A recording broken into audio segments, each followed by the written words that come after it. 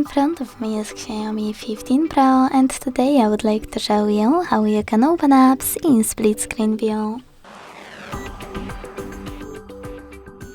Begin by selecting an app you wish to use in this view and then launching it in the background.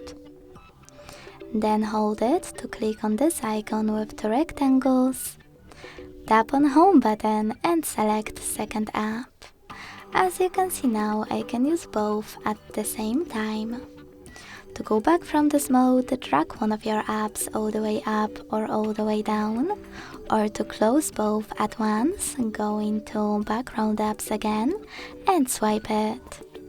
Thanks so much for watching. If you enjoyed this video, leave a like, comment and subscribe. Bye!